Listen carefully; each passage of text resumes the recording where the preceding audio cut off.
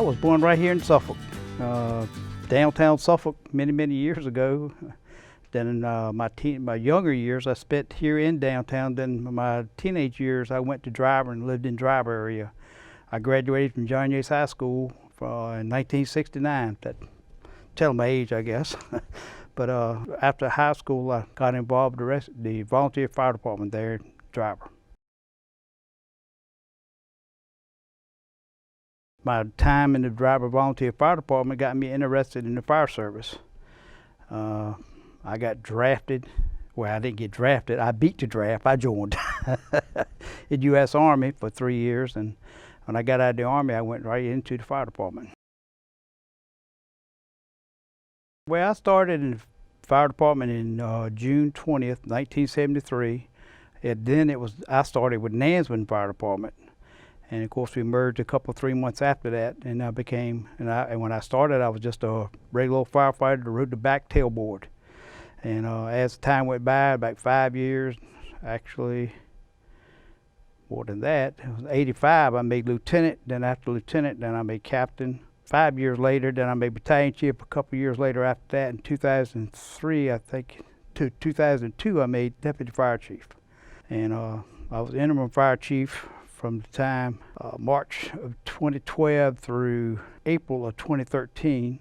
I retired in May 30th, 2013, and I actually come back to work 5 years later, the interim fire chief for 4.5 months, from June to October the 15th. So my career basically contacted a lot of different avenues when it comes to the fire service.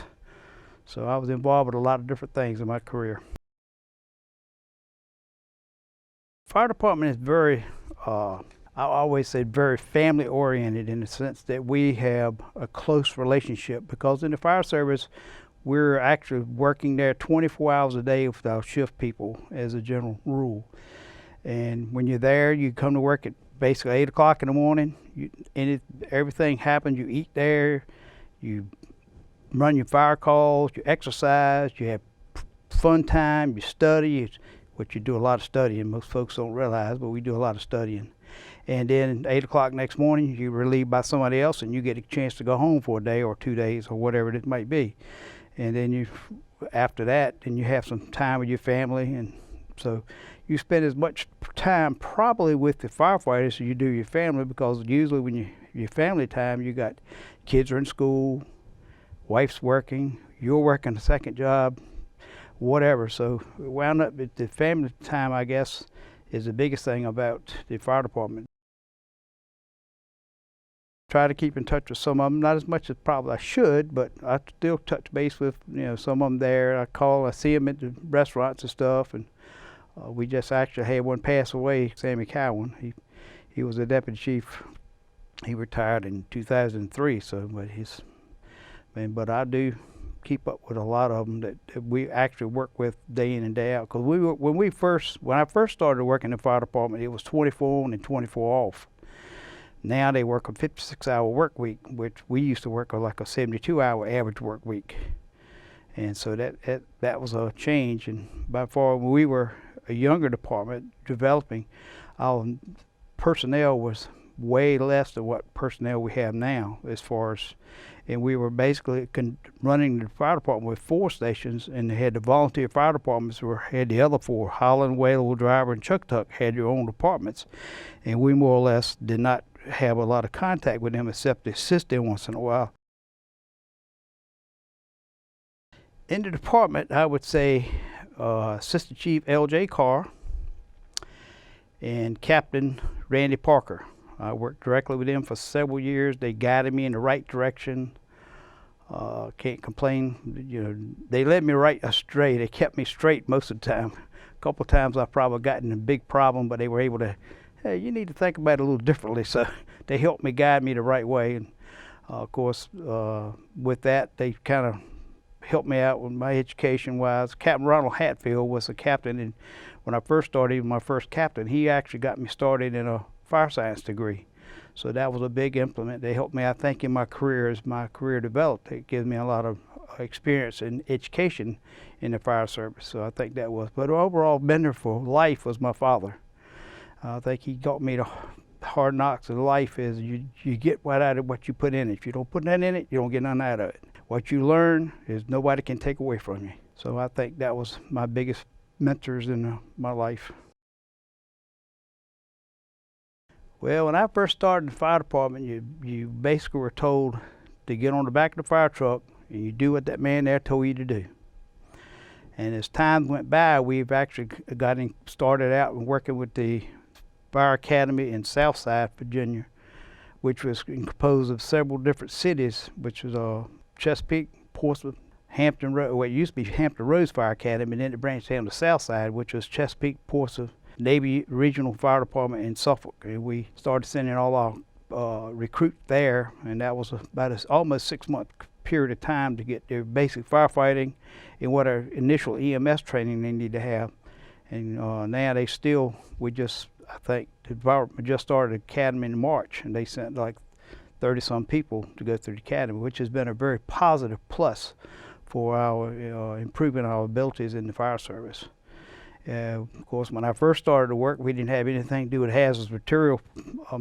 We didn't have anything to do with emergency medical services. And as time went by, the government rules and regulations kind of pushed hazmat, where hazmat being hazardous materials. Then we got involved with the EMS, helping the rescue squad, because the city only had 2 rescue squads years ago. That was Nans and Suffolk and Bennett's Creek. They were the rescue squads that if you got a call in Holland, you had to wait for an ambulance from downtown Suffolk to get to Holland. As time went by, we started putting ambulances in fire stations, which made a quicker response. And we are heavily involved. The fire department is heavily involved in the EMS system now. They run 9 or 10 ambulances. I forget the exact number now. And rescue is another big thing. When we used to do rescue, we did what we could. We'd have to call a technical rescue team in from Newport News, Hampton, or wherever, or Virginia Beach or Norfolk, where the regional rescue teams were in. But now our department in Suffolk is heavily involved in rescue. We are probably rated right along the top of everybody else in the Tidewood area, because we sent people to learn the techniques. The equipment's been bought to enhance our abilities to be able to do that type of stuff. So that's some of the bigger changes I've seen in the fire service. In education, education's been a big push in the fire service, where when I first started, education was not a necessary thing to be a firefighter. They're studying. They get through the academy, they got to take all the basic fire classes. Some of the classes they do take in the fire academy is they take basic fire classes, they take pump operator, to tell them how to operate pumps and stuff. They take driver education, which tells them how to drive emergency vehicles. They take some types of technical rescue. They take EMT, which is a first step in emergency medical services. Then they have to pass EMTA, which is a higher rating now than what EMT is. They have to forego all the physical training they have to do, PT training they have to do to meet that. And they have, every level they go, they have to take a test. And they get tested. If they test it, they don't pass it, they have to take it again. After the second time, then it's a questionable where you might have a job or you might not have a job. That's up to about 8 months or 9 months. They're almost completing all your training there to get in the academy. Then you come out, of course, you have your on-the-job training where they ride you around on a truck, and you're kind of assigned to a senior firefighter to kind of make sure you understand and do what you're supposed to do. There's a lot involved with in the fire service. Most folks never realize. Because police officer there, they have a lot of things, and of course, the fire departments, when somebody dials 911, they expect to get somebody to come to fix their problem, and that's basically what they do when they dial 911. I guess one of the things that most people always remember, I guess the most dangerous situation they were in, I'd like to maybe mention that. The probably the most dangerous fire I ever went to as far as personal injury was the old theater fire downtown Suffolk. That was a fire that happened, of course it was a long time ago, but that was a potential in that fire there. We almost lost several firefighters. So we were pretty fortunate on that. And of course, as time goes by, you remember all the fire deaths you had, almost especially had to do with kids. That's something you just never get out of your mind. I mean, but that's, I guess, I won't say part of the thing, but now the fire service is better equipped for handling that type of trauma to a person, because we have a different program set up now where They have counselors that come in. It's governed by different councils, and you have professional people involved. Where years ago you were told if you can't handle it, you need to get out of the fire department. That's kind of how years ago it was. Things have changed drastically, and a lot of changes in the fire service. I started a little electrical business after I retired the first time, about a year. I said, I can't sit around and do nothing. So I've already had a master electrical license, so I started a little electrical business, just do little small jobs here and there, stuff, you know, the big companies don't want to mess with. I like to fish. I'm heavily involved in my church. I tutor for the Suffolk Literacy Group, American Legion, member to that. I like to vacation. I usually stay pretty busy. I'd be a firefighter again because to me, firefighting is something that I enjoyed doing. I felt like I was able to help my community. I felt like every time I went to save somebody's property or whatever, and we went to rich people and very, very barely made living people, and all of them were, everything they had was cherished. In a few minutes, they could lose everything they had worked all their life for. That was why I would be a firefighter. I would not change my mind on that at all.